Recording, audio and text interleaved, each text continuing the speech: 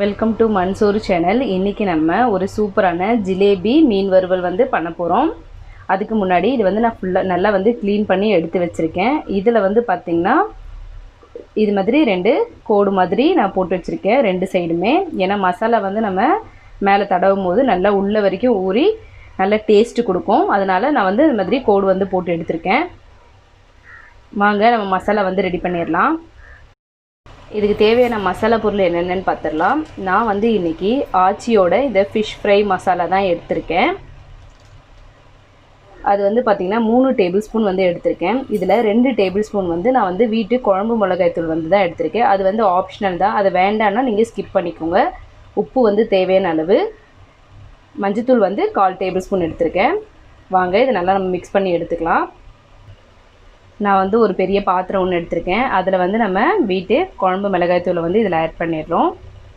அதுக்கப்புறமா ஆச்சியோட fish fry அதோட மசாலா, உப்பு வந்து தேவையான அளவு நான் எடுத்திருக்கேன். ஆல்ரெடி வந்து நம்ம அந்த ஃபிஷ் ஃப்ரை மசாலாலே வந்து பார்த்திங்கன்னா உப்பு இருக்கும்.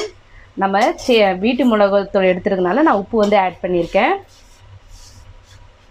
இது எல்லாத்தையும் நல்லா மிக்ஸ் பண்ணிடுங்க. கொஞ்சமாக தண்ணி விட்டு நல்லா வந்து நீங்கள் இது மாதிரி கிளறி எடுத்துக்கலாம்.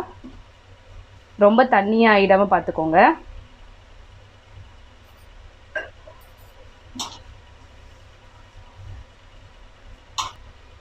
பாருங்கள், இந்த அளவுக்கு நீங்கள் திக்னஸ் இருந்தால் போதும். ரொம்ப வந்து தண்ணியாகவும் இருக்கக்கூடாது, ரொம்ப கட்டியாக இல்லாமல் இந்த பதத்துக்கு நீங்கள் எடுத்துக்கோங்க. இப்போ வந்து நம்ம ஃபிஷ்ஷில் மசாலா வந்து நல்லா தடவிடலாம்.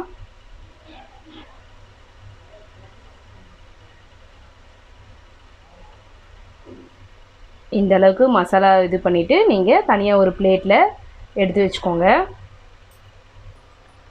இது மாதிரி ஃபுல்லாக வந்து மசாலா வந்து தடவிட்டு தனியாக ஒரு பிளேட்டில் எடுத்து வச்சுக்கோங்க.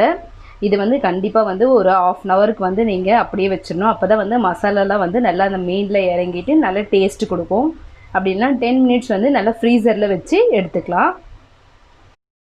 1/2 ஹவர் வந்து ஆகிடுச்சு. வாங்க இப்போ வந்து நம்ம இதை ஃப்ரை பண்ணி எடுத்துடலாம். நான் வந்து ஃபிஷ் ஃப்ரை பண்ணுறதுக்கு ஒரு பேன் வந்து எடுத்திருக்கேன். அதில் வந்து நான் வந்து ஒரு 3 டேபிள் ஸ்பூன் அளவுக்கு எண்ணெய் வந்து ஆட் பண்ண போகிறேன். எண்ணெய் வந்து நல்லா ஹீட் ஆகிடுச்சு. இப்போ வந்து நம்ம மீனை வந்து ஆட் பண்ணிடலாம்.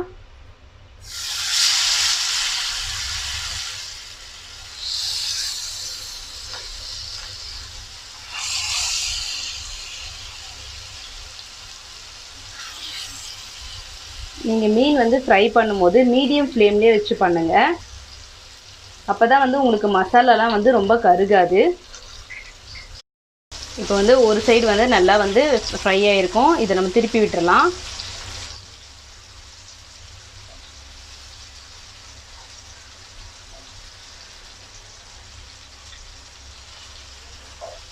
பாருங்கள், அந்த மசாலாலாம் வந்து நல்லா வந்து அந்த மீனோட ஒட்டி வந்திருக்கு. பாருங்கள், மீன் வந்து நல்லா வந்து வெந்து வந்திருக்கு. நம்ம அந்த மீன் மேலே அந்த கீரல் மாதிரி போட்டோம் பாருங்கள், அது நல்லா வந்து உங்களுக்கு தெரிகிற அளவுக்கு வெந்திருக்கு. இப்போ இந்த ஸ்டேஜில் ஒரு பிளேட்டில் நம்ம எடுத்து வச்சுக்கலாம்.